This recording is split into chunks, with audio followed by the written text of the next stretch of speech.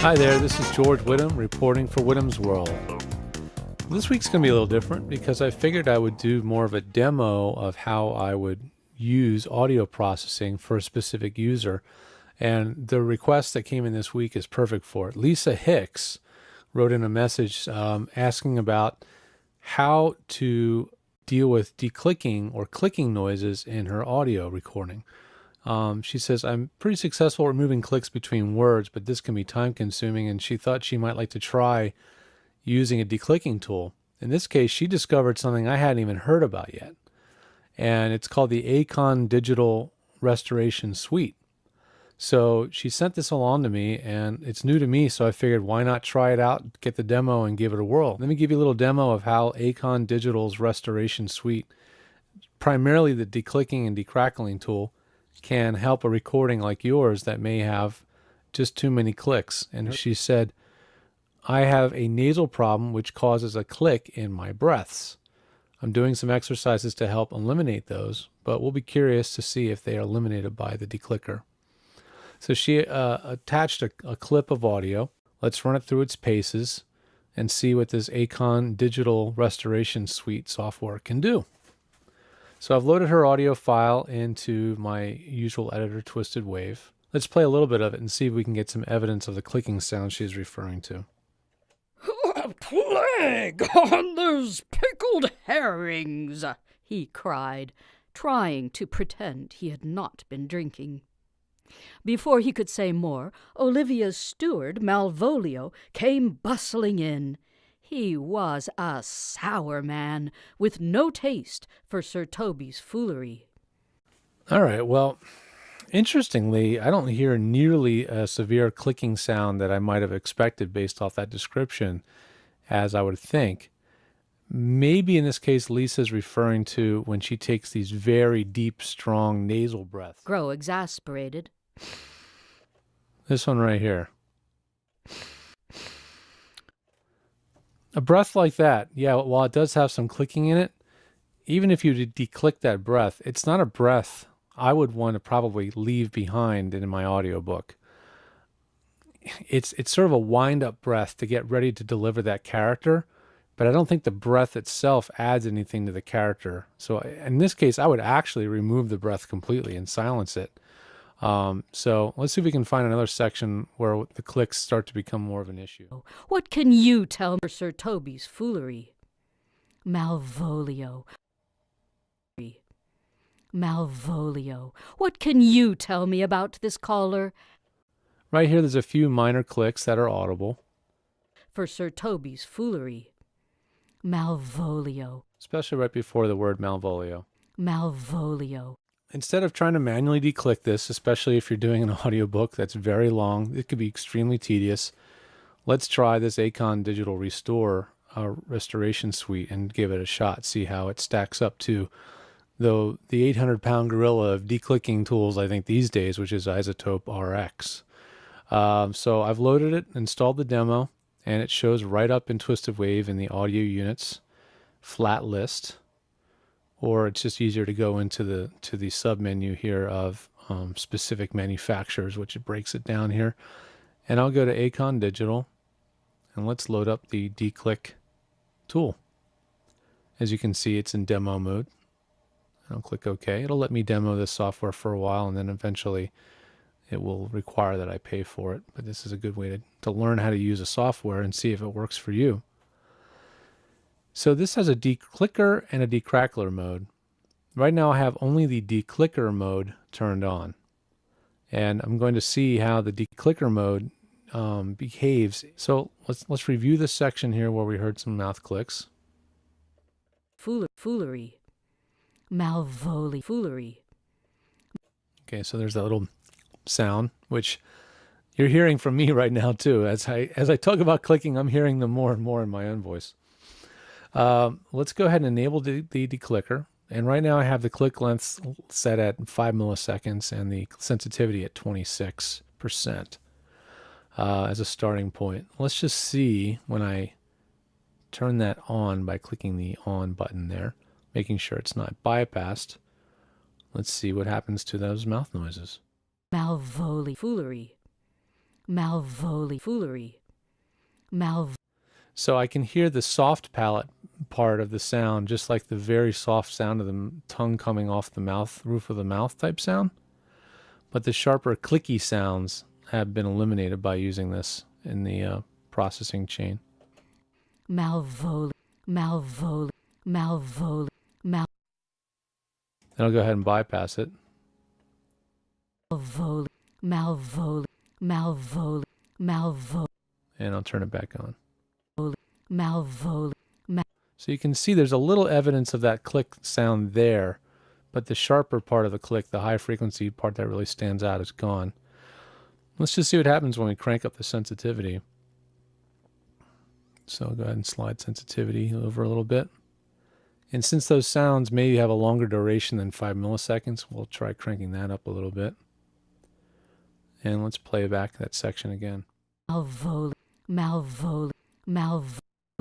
So not all sounds, mouth sounds, can be removed with a declick tool like this, because if they're too soft or too gentle of an attack, they're just not going to be recognized as a click.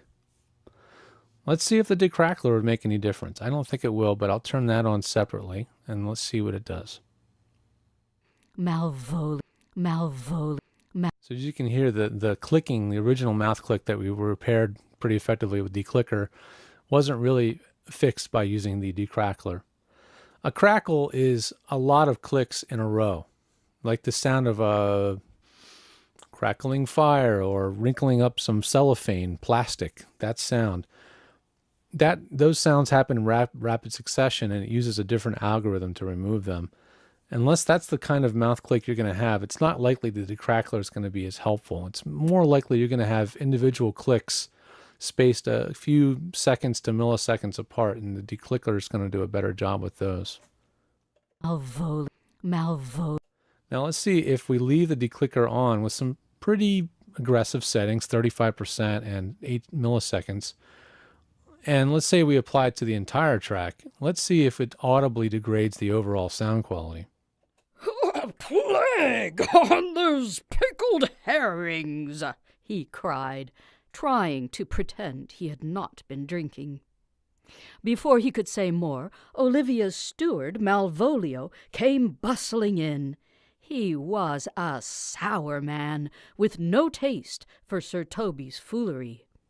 All right, and now let me bypass it, and now you'll hear it without again.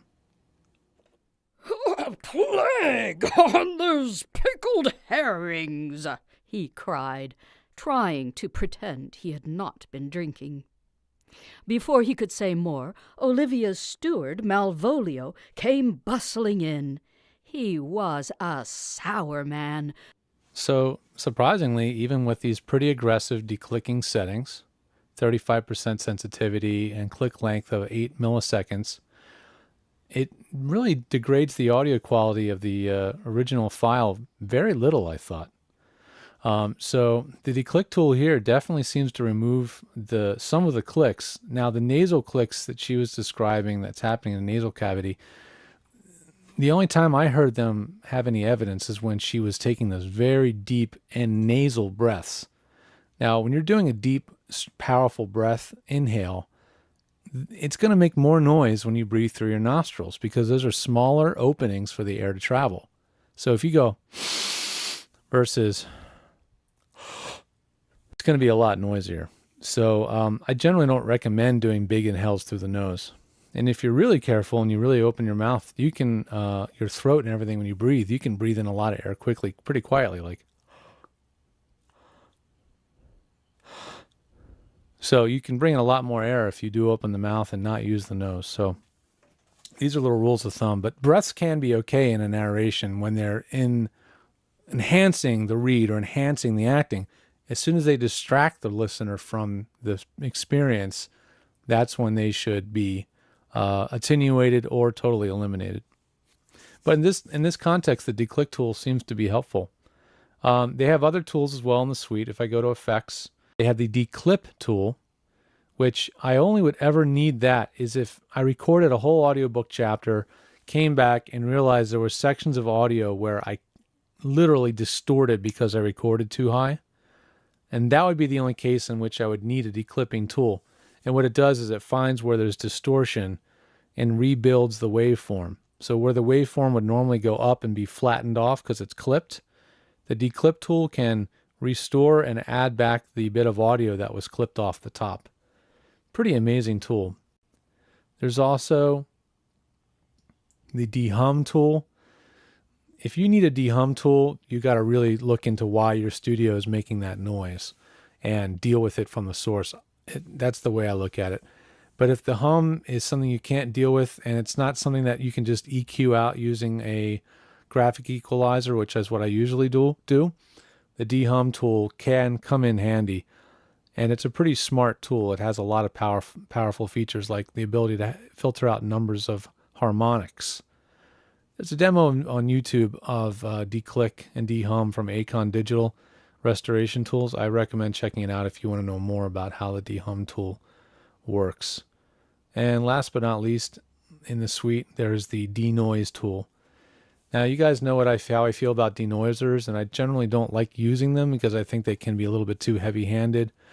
But this denoise tool is extremely flexible and adjustable to make it be very, very subtle in its use. If you're doing audiobook narration or anything long form where declicking manually, removing clicks, things like that, it's just out of the question. And these extra little tools will speed up your workflow.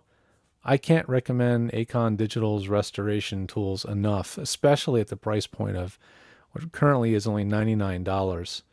It is there's nothing out there that touches it in that price range, and there's nothing else that I know of that's in that price range that does what this can do.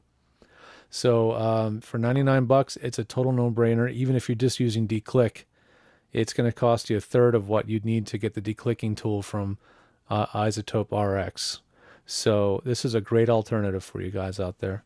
If you have any questions at all about how I might be able to set up audio processing for you, go over to vostudiotech.com and I can create a custom set of processing settings that work with your voice, your mouth sounds, whatever click issues you're dealing with, and I can fine calibrate these settings for you and send you the settings that you'll need to get the best possible audio quality while you master an audiobook or clean up a narration recording. So vostudiotech.com is the home for that. Just click on services and look for virtual engineering, stacks, and audiobook mastering template. Thanks again for watching. Send in your questions to whittamsworld@edgestudio.com, and I look forward to answering them on a future show. If you need any help, you can also always just call Edge. The phone number is down below. Thanks again for listening. This has been George Whittam reporting for Whittam's World, and I'll see you guys next time.